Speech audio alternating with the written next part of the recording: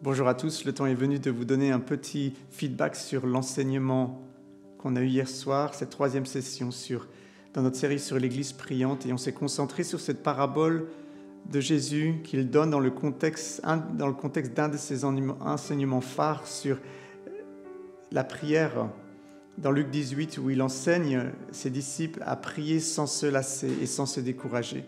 Et il nous parle de cette veuve qui est faible, qui représente l'Église à la fin des temps et qui fait face à son adversaire, qui est l'Antichrist, l'homme impie, qui la persécute.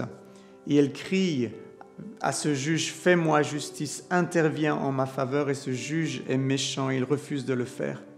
Mais après une longue période, parce qu'elle lui casse les pieds, finalement il interviendra et Jésus continue en disant « Mais Dieu fera promptement justice à ses élus qui crient à lui. Nuit et jour, mais lorsque le Fils de l'homme reviendra sur la terre, trouvera-t-il la foi ?»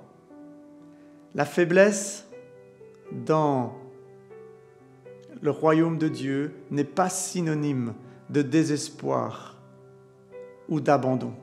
Jésus va dire « Heureux justement ceux qui sont faibles, ceux qui sont pauvres, car les ressources du royaume de Dieu leur sont illimitées. » Paul va dire « Je me plais dans mes faiblesses, car c'est là, dans mes faiblesses, que je vois la puissance de Dieu. » L'Église de la fin des temps, l'Église priante de la fin des temps, sera victorieuse malgré sa faiblesse, malgré le fait qu'elle sera persécutée.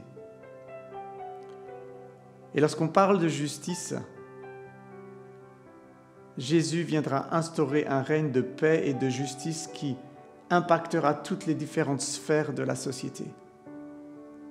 Un roi qui est tout-puissant et qui se bat pour la cause du faible, un roi qui est tout-puissant et qui se bat pour la cause de l'humilité, de la vérité et de la justice. Et il le fait de deux manières différentes, en réponse à la prière des saints.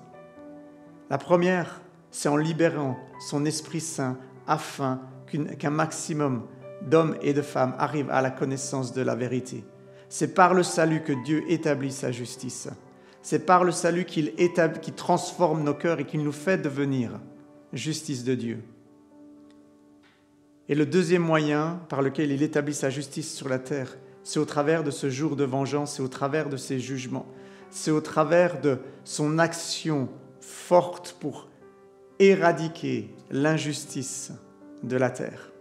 Et Jésus va lier ces deux actions à la prière des saints, à l'Église priante.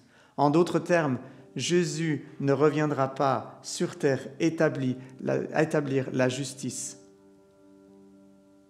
si l'Église ne prie pas. C'est en réponse à la prière des saints qu'il viendra le faire. Quel privilège d'être associé à ce partenariat pour la transition de notre monde dans l'ère à venir. Et en même temps, quelle responsabilité. Quelle responsabilité Jésus nous donne d'être là et de nous tenir devant lui, crier à lui comme cette veuve depuis cet endroit de faiblesse, afin que la justice vienne révolutionner le cours de l'histoire.